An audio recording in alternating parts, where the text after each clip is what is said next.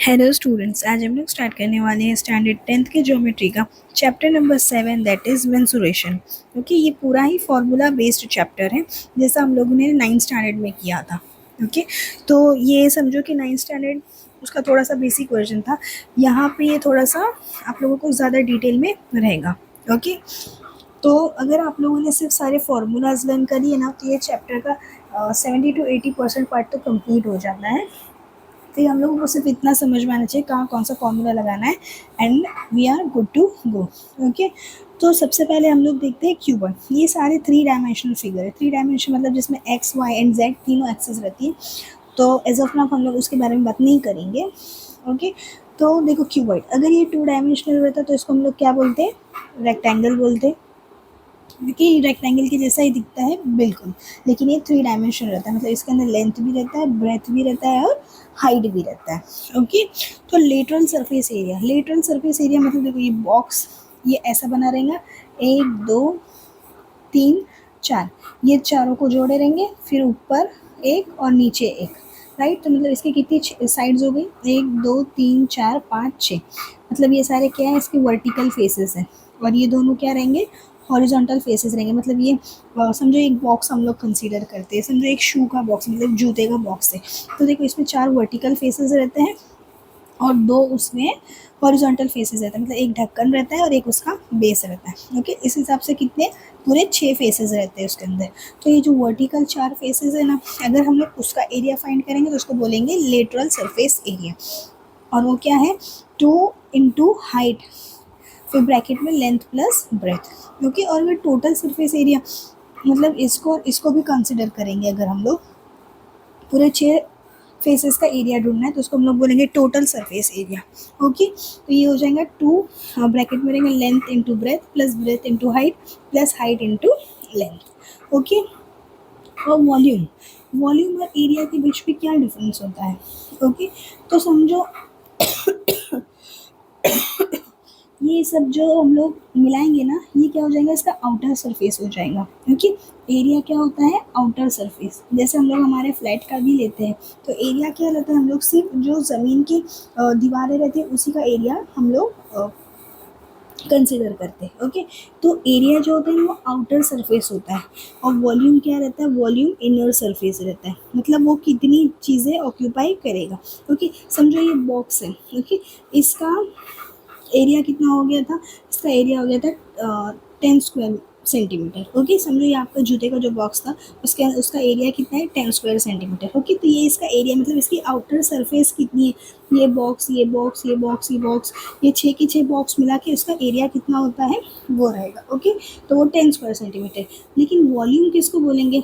कि ये बॉक्स जो है ना, वो इनर कितनी, मतलब समझो ये बॉक्स पूरा पैक है। ओके, ये अंदर कितनी जगह ले रहा है ना, उसको हम लोग बोलेंगे वॉल्यूम। जैसे पानी की टाकी रहती है। ओके, तो देखो पानी की टाकी रहती है, समझो 500 लीटर की रहती है। तो नॉर्मली हम लोग इसको क्या बोलते हैं? 500 क्यूबिक मीटर। क्यूबिक मीटर या सेंटीमीटर समथिंग रहता है, आई थिंक सो मीटर रहता है शायद ना।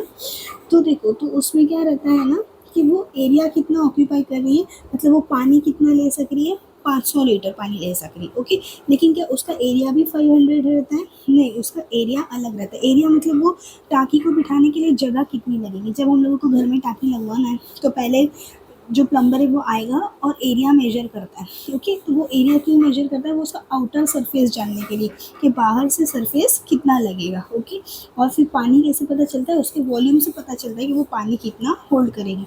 होप आप लोगों को चीज़ समझ में आ रही है कि मैं क्या बताना चाह रही हूँ। और फिर भी अगर आप लोगों को नहीं समझ रहा है तो आप लोग सिर्फ वहाँ पर गिवन रहेगा कि आप लोगों को वॉल्यूम फाइंड करना है या एरिया फाइंड करना है। ओके, बट कभी कभार हम लोगों को खुद से दिमाग भी लगाना पड़ेगा। इसके लिए मैं आप लोगों को ये चीज़ का एक्सप्लेनेशन दे रही हूँ। ओके, ये है क्यूब। अगर ये 2D डायग्राम हम लोग लेते तो फिर ये क्या दिखता हमारे को? स्क्वायर। राइट, तो अगेन उसकी 4 साइड्स रहेंगी तो इसका लेटरल सरफेस एरिया क्या आएगा? 4 into length square. Total surface area 6 into length square और वॉल्यूम रहेगा क्यूब। अभी देखो एरिया है ना हमेशा स्क्वायर सेंटीमीटर या स्क्वायर मीटर में आएगा और वॉल्यूम जो है ना वो क्यूबिक सेंटीमीटर या क्यूबिक मीटर में आएगा। इसको ऐसा भी लिख सकते हैं, इसको ऐसे भी लिख सकते हैं। ओके, अभी है सिलेंडर।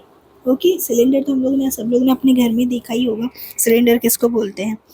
तो कर्व सरफेस एरिया, मतलब ये जो राउंड वाला पार्ट है ना, इसको हम लोग बोलेंगे कर्व सरफेस एरिया। और ऊपर वाला ये जो ढक्कन रहेगा, नीचे वाला बेस रहेगा, अगर वो पूरा कंसिडर करेंगे तो क्या हो जाएगा? Total surface area. Volume pi r square h, volume मतलब इसके अंदर कितनी गैस फील हो सकती है। ओके, ये कोन, कोन अगर हम लोग 2D डायग्राम देखते हैं तो क्या दिखता है? वो ट्राइंगल दिखता है, राइट। तो देखो इसमें स्लैंट हाइट रहती है, मतलब ये जो इसका सरफेस है ना, उसको हम लोग स्लैंट हाइट बोलते हैं। ओके, और ये जो यहाँ से इसके वर्टेक्स से लेके ज़मीन तक का जाता है, उसको हम लोग हाइट बोलते हैं। तो इसमें कंफ्यूज नहीं हो जाना, इसमें दो चीज़ें रहती है, एक स्लैंट हाइट रहती है और एक हाइट रहती है। ओके, तो कर्व सरफेस एरिया मतलब ये सिर्फ बाहर का हिस्सा, मतलब इसका ज़मीन का बेस जो रहेगा वो नहीं लेंगे, सिर्फ बाहर का हिस्सा लेंगे जो, तो उसको बोलेंगे कर्व सरफेस एरिया। और अगर ज़मीन वाला हिस्सा मतलब ये भी लेंगे, अगर इसके ऊपर कोई लिड वगैरह लगेला है तो हम लोग लेंगे टोटल सरफेस एरिया। अगेन उसका वॉल्यूम मतलब वो कितना एयर, वाटर या जो भी चीज़ उसके अंदर वो कितना ऑक्यूपाई कर रहा है। और स्फीयर, स्फीयर का 2D डायग्राम क्या रहेगा? सर्कल। ओके, स्फीयर मतलब ज़्यादातर हम लोग बॉल याद रख सकते हैं। ओके, तो इसमें टोटल या लेटरल सरफेस एरिया नहीं होता क्योंकि वो एक ही साथ का रहता है, मतलब उसके अंदर टो टोटल या लेटरल ऐसी साइड्स नहीं रहती है। तो ये surface area 4 pi r square, उसका वॉल्यूम रहेगा 4/3 पाई आर क्यूब। ओके, लेकिन अगर हेमिस्फीयर हम लोग लेंगे, ओके, तो हेमिस्फीयर क्या हो जाता है? उसको हम लोग बीच में से कट करेंगे तो देखो इसके पास कर्व्ड एरिया भी रहेगा और इसके पास ये भी रहेगा। ओके, तो इसके लिए इसमें क्या हो जाएगा? इसमें कर्व सरफेस एरिया भी रहेगा, टोटल सरफेस एरिया भी रहेगा। कर्व सरफेस क्या रहेगा? इसका बराबर हाफ रहेगा। लेकिन टोटल सरफेस में एक और एरिया रहेगा, देखो कर्व सरफेस है पाई आर स्क्वायर और इसका ऊपर वाला पार्ट क्या है? सर्कल है। तो एक और पाई आर स्क्वायर ऐड करेंगे तो कितना हो जाएगा? 3 पाई आर स्क्वायर। ओके, और इसका वॉल्यूम कितना हो जाएगा? वॉल्यूम हो जाएगा 2/3 पाई आर क्यूब। ओके, चलो तो अब हम लोग स्टार्ट करने जा रहे हैं practice set number 7.1।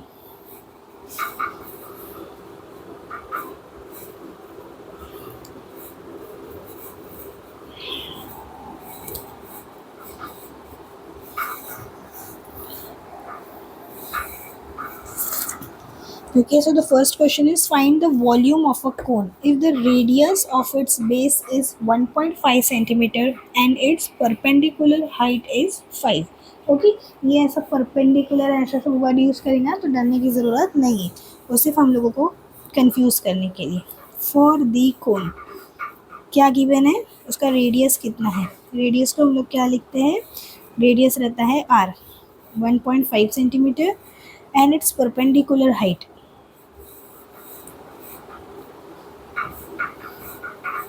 Perpendicular height को हम लोग बोलेंगे h, ये कितना हो जाएगा? 5 सेंटीमीटर। तो हम लोगों को ढूंढने क्या बोला है? वॉल्यूम। चलो लास्ट पेज पे जाकर हम लोग देख लेते हैं कि कोन का वॉल्यूम क्या होता है। परपेंडिकुलर हाइट मतलब इसके लिए बोला है परपेंडिकुलर हाइट कि ये h है। ओके, अगर स्लैंट हाइट बोला रहता तो फिर हम लोग क्या लेते हैं? l ले लेते हैं। ओके, तो वॉल्यूम क्या है इसका? 1/3 pi r square h, 1/3 pi r square h। Okay, तो पाई का वैल्यू क्या रहता है? 22/7। अगर हम लोगों को क्वेश्चन में गिवन नहीं है तो हम लोग डायरेक्ट 22/7 लिख सकते हैं, और इस क्वेश्चन में गिवन रहेगा कि पाई की वैल्यू क्या लेनी है? 3.14। अगर गिवन है तो फिर वो लेना पड़ेगा, नहीं तो हम लोग 22/7 ले सकते हैं। इंटू आर स्क्वायर, आर कितना है? 15, तो ये हो जाएगा, सॉरी 1.5, तो ये हो जाएगा 1.5 इंटू 1.5। ओके, एंड देन ये हो जाएगा 5। ओके,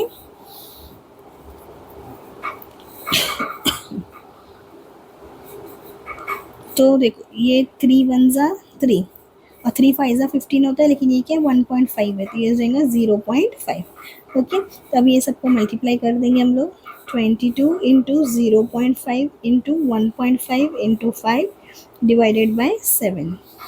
ओके, तो देख 22 5 ज़ा कितना होता है? 22 इंटू 0.5 मतलब 22 का हाफ लेना है, तो 22 का हाफ कितना हो जाता है? 11।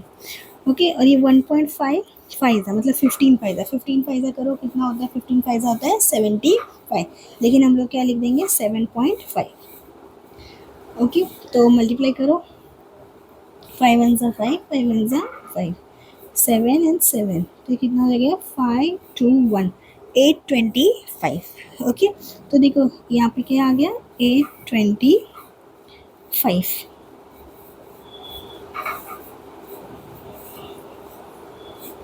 Divided by 7। ओके, सॉरी है, इसके बाद एक पॉइंट भी है यहाँ पे, तो ये रहेगा 82.5 7 डिवाइडेड बाय 7। तो देखो 7 के टेबल में 82.5 को डिवाइड करना है। 7 वन ज़ा 7, 1 आएगा एंड 2, अगेन 7 वन ज़ा 7, तो यहाँ पे क्या बचेगा 5, और ये वाला 5 नीचे आएगा। 7 7 ज़ा 49, यहाँ पे बचेगा 6, अगेन हम लोग 0 लेंगे, तो फिर क्या आएगा 7 8 ज़ा 56, माइनस करेंगे तो यहाँ पे क्या बचेगा 4, देन अगेन 0 डालेंगे, फिर क्या आएगा 7 5 ज़ा 35, अगेन 5 बचेगा, देन 0 डालेंगे, तो ये तो चल ही रहा है, ख़त्म ही नहीं हो रहा है, लेकिन हम लोगों को आंसर कहाँ तक का लेना रहता है, सिर्फ 2 स्टेप तक का। तो ये हो जाएगा 11.7, और ये 5 से ज़्यादा है, तो इसको क्या करेंगे राउंड ऑफ करके 9 कर देंगे। 11.79 क्यूबिक सेंटीमीटर, या तो फिर क्या ऐसा लिख सकते हैं क्यूबिक सेंटीमीटर। ओके, देखो फर्स्ट सम था, इसके लिए मैंने सारा सॉल्व करके मल्टीप्लाई करके बताया, सारे सम्स में मैं मल्टीप्लाई करके नहीं बताऊंगी। ओके, मल्टीप्लाई डिवाइड वाला काम आप खुद करेंगे। अभी second one, find the volume of A sphere of diameter 6 centimetre. Okay, diameter कितना है 6 सेंटीमीटर।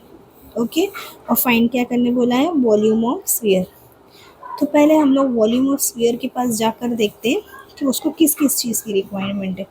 तो देखो वॉल्यूम ऑफ स्फीयर के लिए क्या 4/3 पाई आर क्यूब चाहिए, मतलब हम लोगों को डायमीटर नहीं चाहिए, हम लोगों को क्या चाहिए रेडियस। तो रेडियस क्या हो जाता है, radius is equal to diameter upon 2, diameter कितना है 6/2, ये हो जाएगा 3 सेंटीमीटर। ओके, तो अभी वॉल्यूम ऑफ स्फीयर का फॉर्मूला क्या देखे हम लोगों ने, volume of sphere is equal to 4/3 pi r cube. 4/3, देखो पाई का वैल्यू 3.14 लेने बोला है, एंड आर कितना है 3 इंटू 3 इंटू 3। ओके, सो ये कैंसिल हो जाएगा। तो एग्जाम के टाइम पे ना गधा मजदूरी लेके नहीं बैठेंगे बच्चे लोग, क्या कहते हैं इसके साथ इसको मल्टीप्लाई करते हैं, फिर जो आंसर आया उसके साथ इसको, फिर इसको। तो देखो छोटे छोटे नंबर्स है ना, उसके हम लोगों को मल्टीप्लिकेशन पहले से पता रहता है। 3 3 ज़ा 9, 9 4 ज़ा 36, ये 36 ले लिया, 36 इंटू 3.14 कर देने का, तो हम लोगों को फटाक से आंसर मिलता है। ओके, एक एक नंबर मल्टीप्लाई करते बैठते तो बहुत टाइम लगता है। 6 4 ज़ा 24, 6 1 ज़ा 6 7 8, 6 3 ज़ा 18, 3 4 ज़ा 12, 3 1 ज़ा 3 4, 3 3 ज़ा 9, 13, ये हो गया 11। ओके, और यहाँ पे 2 के बाद है, तो यहाँ पर भी 2 के बाद रहेगा, पीछे से 2 के बाद, तो कितना है 113.04 क्यूबिक सेंटीमीटर, क्योंकि वॉल्यूम ढूंढने बोल रहा है, इसके लिए हम लोग बार बार क्यूबिक सेंटीमीटर ले रहे हैं। Third question, find the total surface area of the cylinder if the radius of the base is 5 centimetre and height is 40 centimetre. तो रेडियस कितना है 5 सेंटीमीटर और हाइट कितनी है इसकी 40 सेंटीमीटर। ओके, तो क्या ढूंढना है total surface area. Total surface area, इतने शॉर्टकट आप लोग नहीं यूज़ कर सकते, ऑफ सिलेंडर। ओके, तो फिर से डायग्राम में जाकर देख के आओ कि सिलेंडर का फॉर्मूला क्या है। Total surface area of cylinder 2 pi r r plus h, 2 pi r r plus h. Okay, तो 2 इंटू पाई की वैल्यू 3.14 लेने बोला है, और आर की वैल्यू कितनी है 5, और ब्रैकेट में है 5 + 40, तो ये हो जाएगा 2 इंटू 6, 2 इंटू 3.14 इंटू 5 और इंटू ये 5 + 40 कितना हो जाएगा 45। ओके, तो देखो ये 5 टू ज़ा कितना होता है 5 टू ज़ा 10, ये 10 को इससे मल्टीप्लाई कर देंगे तो ये क्या हो जाएगा 31.4 इंटू 45। ओके, तो 314 इंटू 45 करके देखते हैं। 5 4 ज़ा 20, 5 1 ज़ा 5 6 7, 5 3 ज़ा 15, 4 4 ज़ा 16, 4 1 ज़ा 4 5, 4 3 ज़ा 12, ये 0 ये 3 1 4 1। ओके, और यहाँ पे पीछे एक के बाद पॉइंट आने वाला क्योंकि यहाँ भी पीछे से एक के बाद पॉइंट है, तो आंसर है 1413 सेंटीमीटर स्क्वायर। क्यूब नहीं डालेंगे क्योंकि ये एरिया ढूंढने बोला है, वॉल्यूम नहीं। Fourth one, find the surface area of the sphere of radius 7 centimetre. Okay, अभी सिर्फ सरफेस एरिया बोला है, तो कौन सा सरफेस एरिया रहेगा, कर्व्ड या टोटल। तो मैंने पहले ही बताया था कि स्फीयर में कर्व्ड या टोटल नहीं रहता है। ओके, तो सरफेस एरिया ही बोलते हैं उसको। सरफेस एरिया ऑफ स्फीयर कितना हो जाता है 4πr², हो जाता है 4 इंटू 22/7 इंटू 7 इंटू 7, तो ये 4 4 कैंसिल, ये सॉरी 7 7 कैंसिल, 7 4 ज़ा 28, 28 इंटू 22 हो जाएगा 28 इंटू 22। या तो आप लोग ऐसा भी कर सकते हो, ये ज़्यादा इजी पड़ेगा, 20 24 88 इंटू 7, 8 7 ज़ा 56, 8 7 ज़ा 56, 57 58 59 60 61, 616। ओके, 616 सेंटीमीटर स्क्वायर या तो स्क्वायर सेंटीमीटर। ओके,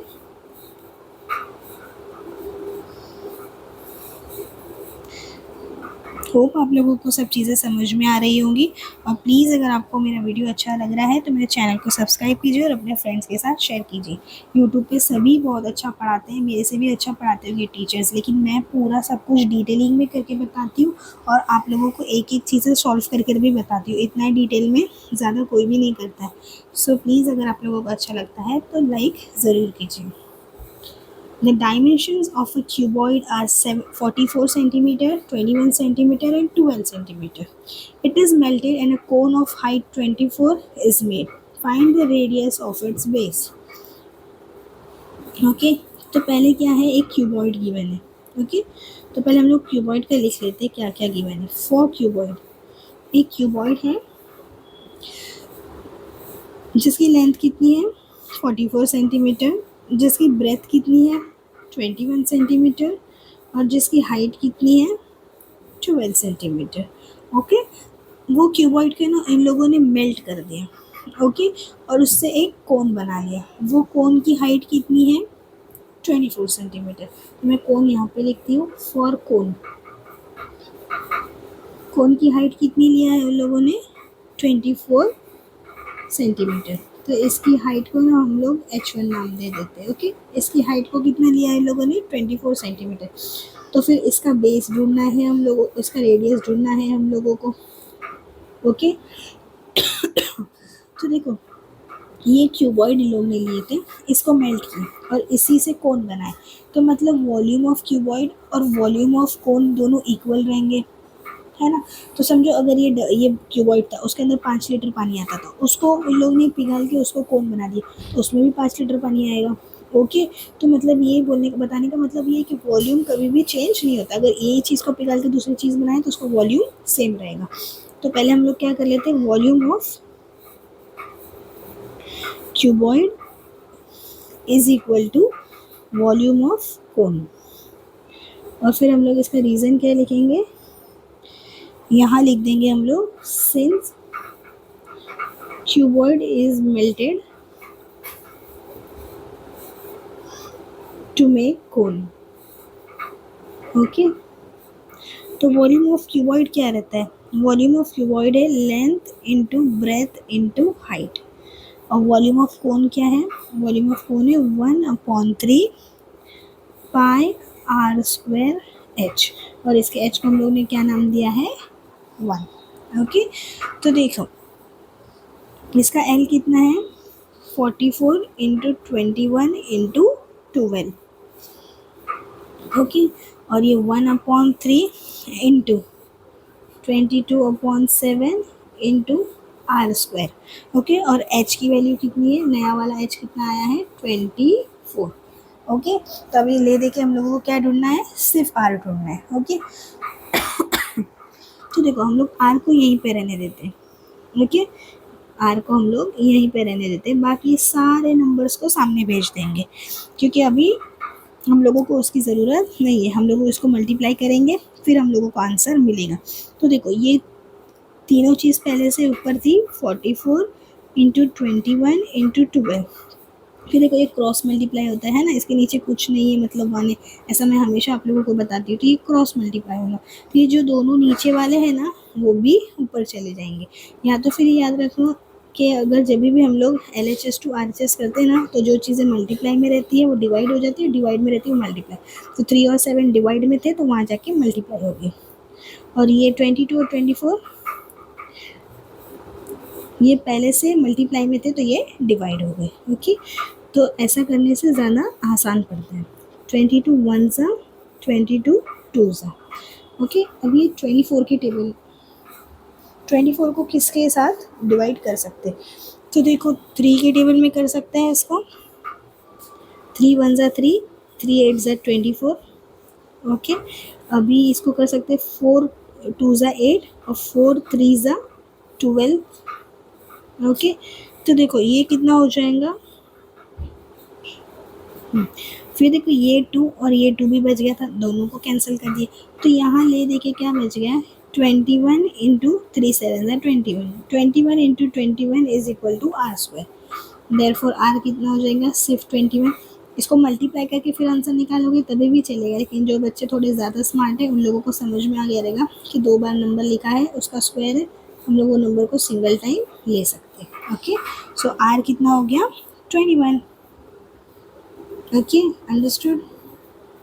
और अगर आप लोगों को नहीं समझता है तो क्या करो, मल्टीप्लाई करो, 441 आएगा, देन फिर से उसका रूट निकालो तो आंसर 21 ही आने वाला है। ओके,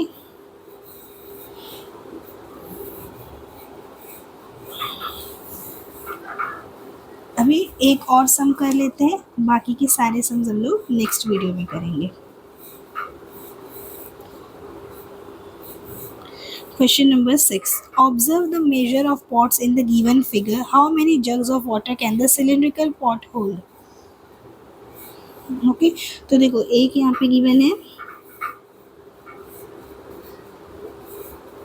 कोन और दूसरा यहाँ पे है सिलेंड्रिकल पॉट।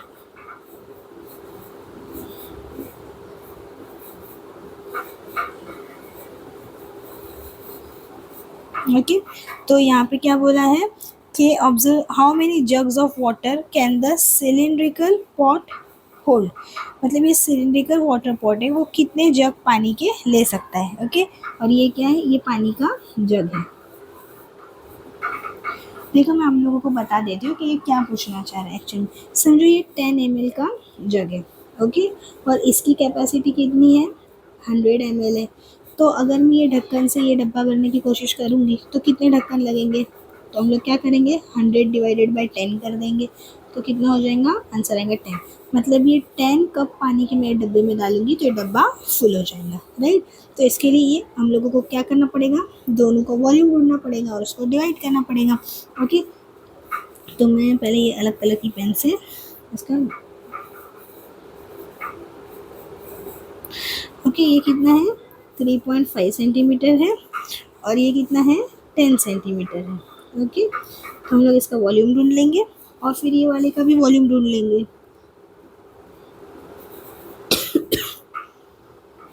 10 सेंटीमीटर है और ये 7 सेंटीमीटर है।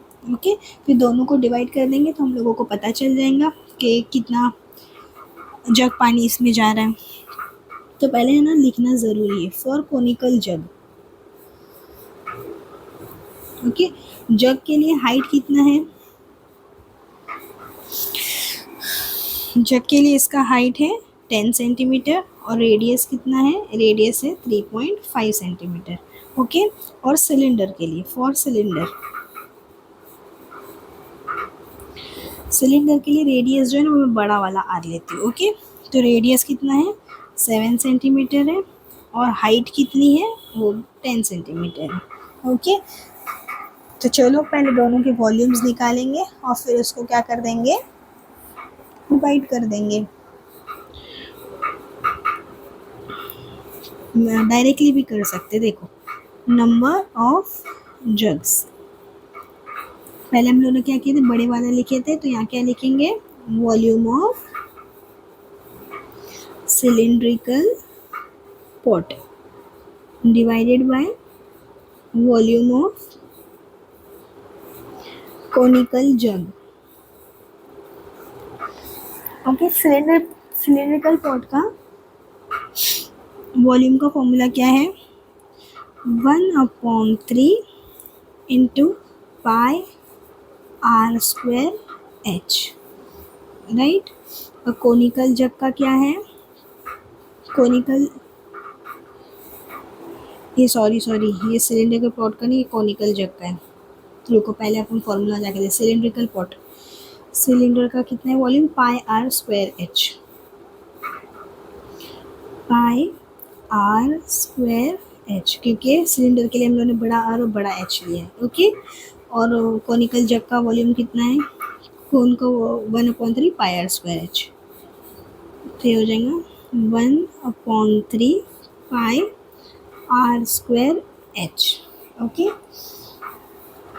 तो देखो ये पाई और ये पाई कैंसिल हो जाएगा, क्योंकि पाई दोनों के लिए सेम ही रहेगा, लेकिन आर और एच कैंसिल नहीं होगा, क्योंकि दोनों के आर और एच की वैल्यू अलग अलग है। ओके, तो इसका आर कितना है, 7 है, तो 7 इंटू 7 इंटू 10, ओके, ये 1/3, और ये कितना हो जाएगा, 3.5 इंटू 3.5 इंटू 10। ओके, तो देखो ये 10 कैंसिल हो जाएगा। ओके, 3.5 का डबल क्या होता है, 3.5 और 3.5 7 होता है, मतलब 3.5 1 ज़ा, ये हो जाएगा 2 ज़ा, ये हो जाएगा 1 ज़ा, ये हो जाएगा 2 ज़ा, तो ये क्या होगा, 2 2 ज़ा 4, 4/1/3। ओके, तो देखो ये क्या हो जाएगा, ये ऊपर जाके देखो, ये फिलहाल ये ऐसा है, 4 डिवाइडेड बाय 1/3, तो हम लोग इसमें मल्टीप्लिकेटिव इन्वर्स लेते हैं, तो ये क्या हो जाएगा, 4 इंटू 3/1, इसका इन्वर्स लेना पड़ता है, तो ये हो जाएगा 12। ओके, तो कितने नंबर ऑफ जग्स लगेंगे, therefore the cylindrical pot can hold 12 jugs of water। Okay, hopefully आप लोगों को वीडियो अच्छा लगा होगा, तो प्लीज़ मेरे वीडियो को लाइक कीजिए, अपने फ्रेंड्स के साथ शेयर कीजिए, मेरे चैनल को सब्सक्राइब कीजिए। Thank you for watching.